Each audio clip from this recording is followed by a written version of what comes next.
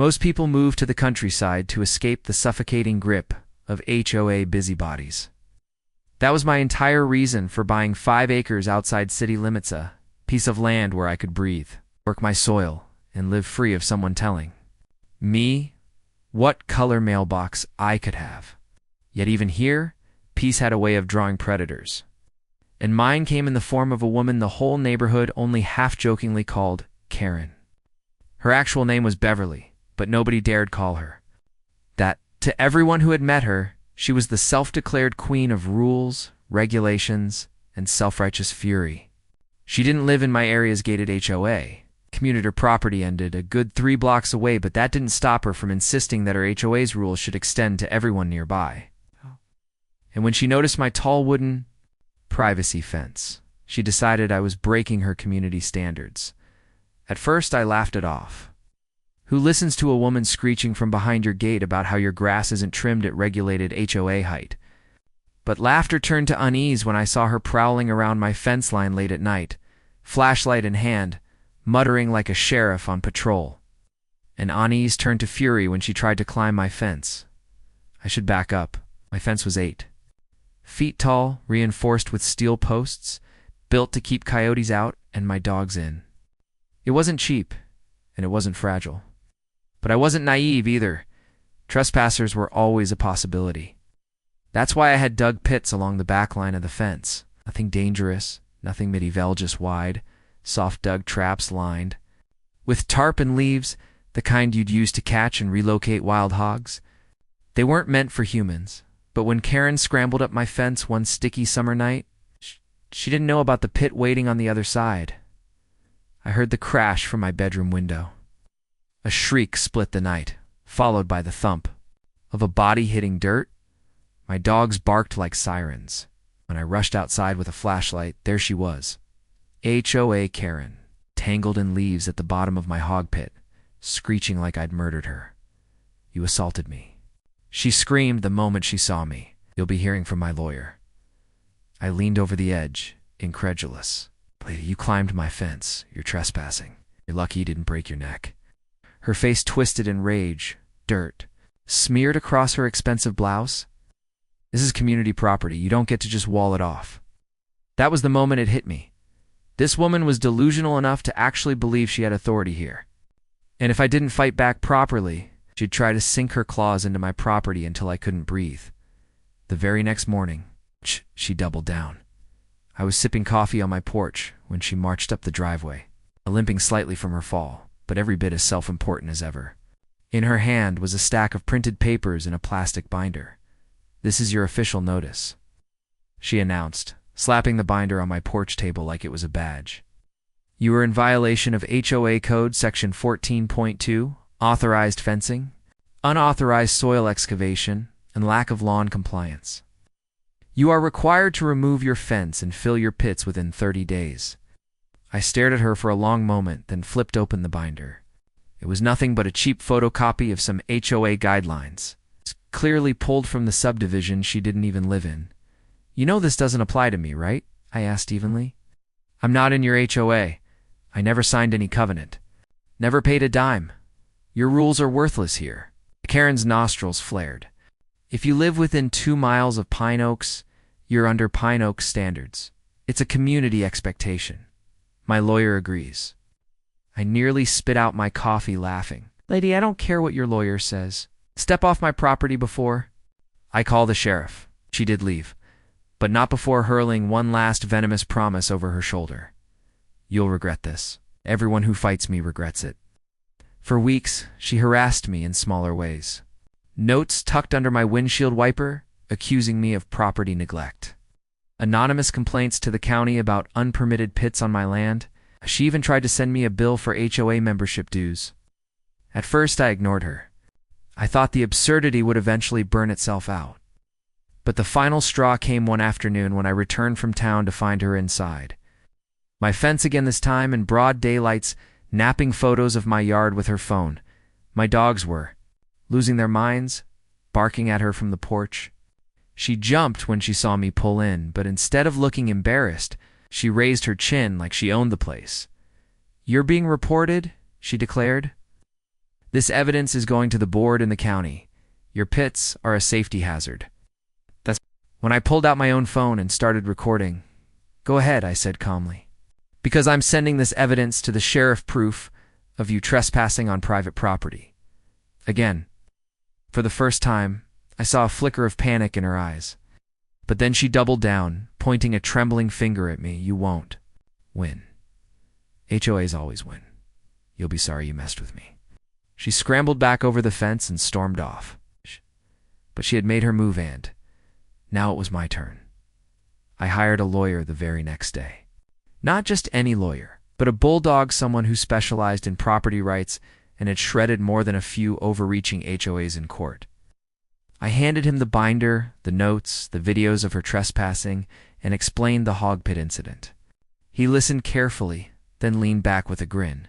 She's bluffing, he said.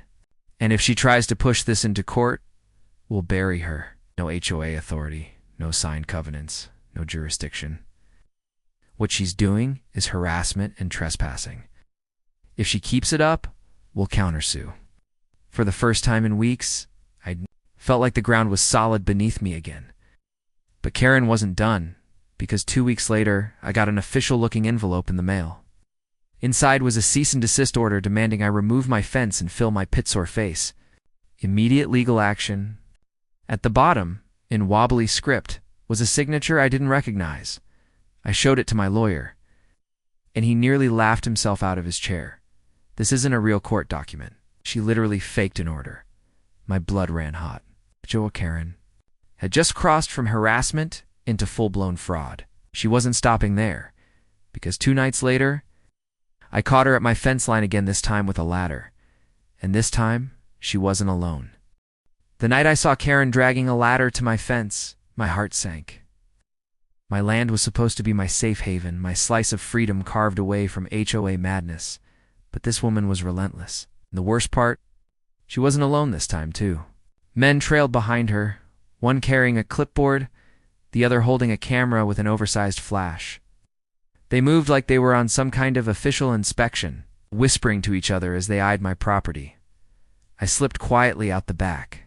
Door, recording from the shadows. My dogs growled low from the porch, their eyes fixed on the intruders. Karen planted her ladder against my fence, her voice loud enough to echo through the night. Take photos of the pits. We'll document the whole violation tonight. By the time the county sees this, he'll be forced to comply. Her arrogance would have been laughable if it weren't so invasive. I finally stepped into the light, flashlight beam cutting across their faces. Step away from my fence before I call the sheriff. You're trespassing. The cameraman lowered his device, visibly shaken. Karen, you didn't say this was private property. Karen, standing triumphantly on the second rung of the ladder, glared down at me like a general about to declare war. This is Pine Oak's jurisdiction. He's in violation, and we're enforcing it. That was when her foot slipped. It was like slow motion. Her heel caught the edge. Her body tilted, and with a shriek, she tumbled right over the fence and disappeared. Into the leaves and tarp of the hog pit for the second time. The cameraman gasped. The clipboard guy cursed, and I just stood there, recording everything.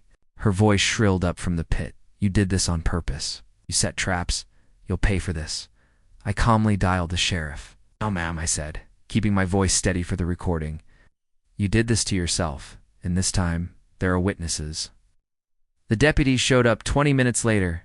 Karen was still in the pit, wailing about how she'd been assaulted. The 2 men looked utterly humiliated. Realizing they'd been dragged into a circus, the sheriff shone his light on Karen, then up at me. So, let me get this straight. She climbed your fence again? Fell into your hog trap? Handed him the videos, including the footage of her fake order and her trespassing? I told her to stay off my property. She didn't listen. Now she's trespassing with accomplices. The sheriff sighed, shaking his head like this wasn't the first time Karen had wasted his time. He helped her out of the pit, ignoring her. Shrieks about lawsuits. When she finally stood, mud-caked and trembling, he said flatly, Ma'am, you're under arrest for trespassing and filing fraudulent legal documents. You'll have your chance in court. Her scream echoed across the fields. You can't arrest me, I am the HOA. But they cuffed her anyway. The weeks that followed were surreal. Karen, out on bail, doubled down with fury. She plastered flyers around town claiming I was a dangerous homeowner with illegal traps. She tried to rally Pine Oaks residents into a petition to remove my fence. She even sent threatening letters to my lawyer, each one sloppier and more unhinged than the last. But when the court date finally came, I knew this was the moment. Everything would collapse for her. The courtroom was packed that morning. Neighbors, Pine Oaks board members, even curious locals who had heard about the HOA lady who fell into a pit. Karen strutted in wearing a stiff suit and a smug grin, as though she'd already won.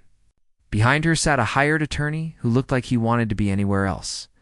My lawyer leaned over and whispered, "Relax, this will be over fast." The judge entered, papers stacked high, and Karen immediately launched into a tirade. She didn't even wait to be called.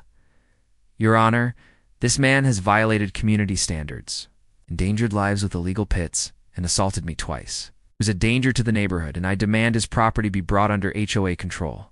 The judge raised a single eyebrow. "Mrs. Carter, please sit down. You'll have your chance." Karen fumed but obeyed. Then my lawyer rose, calm and deliberate. He presented the videos Karen climbing my fence, screaming in my pit, delivering her fake binder of rules. He displayed the phony cease and desist order with her signature, pointing out every way it violated actual legal formatting. He even called the sheriff as a witness, who testified about Karen's repeated trespass. By the time he was finished, the entire courtroom was buzzing with barely contained laughter. The judge adjusted her glasses, staring at Karen. "Mrs. Carter, you have no jurisdiction over this man's property. You fabricated documents, trespassed multiple times, and endangered yourself by climbing his fence. You have anything to say in your defense?" Karen's face flushed crimson. She stood, her voice shaking with rage. "You don't understand. If we don't enforce standards, neighborhoods fall apart." He's making a mockery of community expectations. "I am the HOA." That broke the room. Even the bailiff bit back a grin. The judge banged her gavel, unimpressed. "This is not Pine Oaks jurisdiction. This is a private property dispute, and you, Mrs. Carter, are guilty of trespassing, harassment, and document fraud. Case dismissed with prejudice." Karen's jaw dropped. "No, you can't dismiss me. You can't bailiff the..." Judge interrupted. "Escort Mrs. Carter out of this courtroom before she finds herself in contempt as well." The laughter that followed her out was merciless. After the trial, Pine Oaks HOA distanced themselves from her immediately.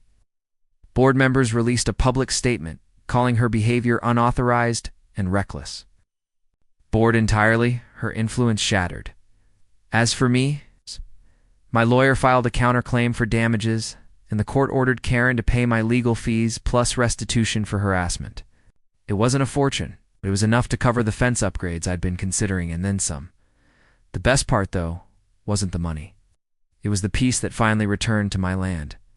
The same week, the judgment was finalized.